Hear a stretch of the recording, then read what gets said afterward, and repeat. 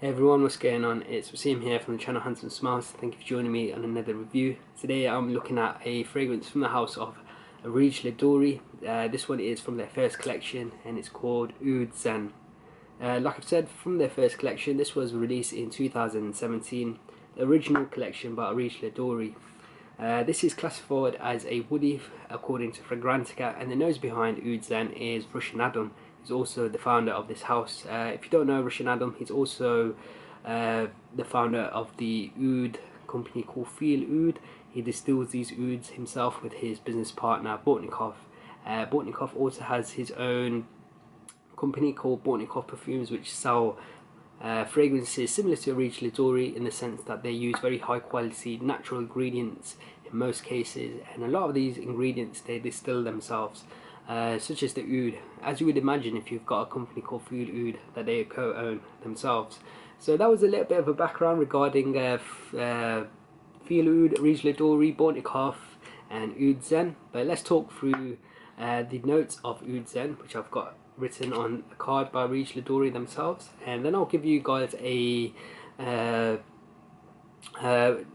touch upon what sort of experiences I got on my skin, talk you through the performance I got, give you my final overall rating, and where I feel this fragrance is best worn in terms of seasons and occasions. So at the top of Oud Zen by Areej Dore, we're going to get rare, wild Sri Lankan agarwood oil, which was distilled himself by Russian Adam, and we're also going to get Papa agarwood resin. The heart of the fragrance is Indian agarwood oil and a 20-year-old Indian saffron attar, and the base of the fragrance is Indian and Indonesian sandalwood, Indian clean vetiver, Tulu balsam, sweet myrrh, and traces of synthetic civet and castoreum. So civet is a animalic note from a civet cat, and castoreum is an animalic note from a beaver. So those are the notes of Oud Zen by Areej Dore. But what do we get on our skin? When I apply Oud Zen onto my skin, it opens up with a very warm, smooth woodiness, and this woodiness has a very ambery warmth to it as well, and some resinous qualities. And along with that smooth, warm, ambery, resinous qualities to the woods, I also pick up a lot of smoky woods as well. And the opening is powerful, and it's undoubtedly the woodiness, the smokiness, the ambery resinous quality that you get, that warmth that you get, the smoothness is undeniably a note of oud. And like I've said, the opening is strong, it's powerful, it has this roughness to it, and this oud, like I've said, is strong, it's powerful and has like an animalic nature to it. I don't know if this is due to the civet or the castoreum, but the oudiness in this is strong, and it's animalic and it's quite powerful. However, the oud, I don't find that it's pungent, and I don't find it being, what's the word, barnyard. I don't find it being a barnyard oud, but it has a deep woodiness. It's strong and it's powerful and it's animalic, and it's gonna make you go whoa when you smell it. It has this sort of animalic to it, some sort of furriness to it. As the scent develops, it keeps this warm, smooth, woody accord, this oud, this ambery resinous quality to it, but then it's introduced to some sandalwood as well, which further adds the smoothness to the scent, and adds a little bit of powderiness and a little touch of creaminess as well. But overall, from this scent, I feel this is the star of the show is the oud. It's such a powerful, amazing, deep, quite a rich oud. It smells very high quality.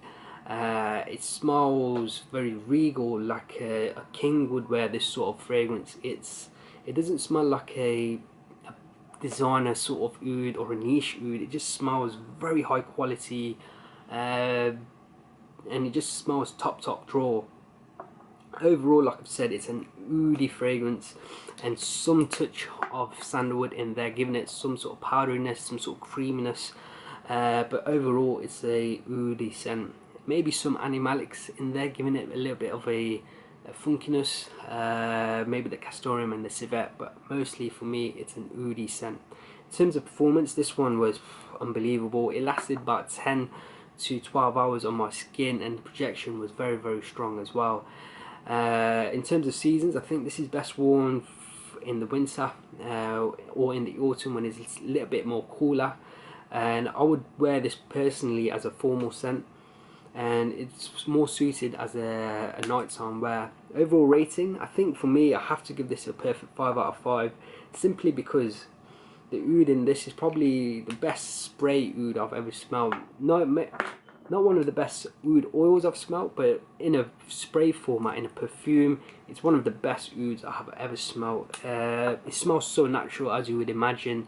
It's powerful, it's deep, it's rich, and has just so many qualities that you just can't get bored of.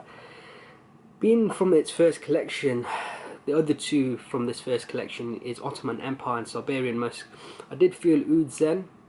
It was amazing due to the ingredients that he used were unbelievable, but this one, it does seem a bit rough around the edges. Even so, I do believe this is an unbelievable perfume, and if you are ever lucky enough to pick up a sample, then do check it out. But it is now discontinued, and I believe some people are selling their bottles for ridiculous prices. So yeah, if you ever do get to try it, then I'm sure you will enjoy it, but I wouldn't spend crazy money on it, that's for sure. But as a testing, for me personally, it was one of the best oud fragrances I ever tried, so it gets a perfect score of 5 out of 5.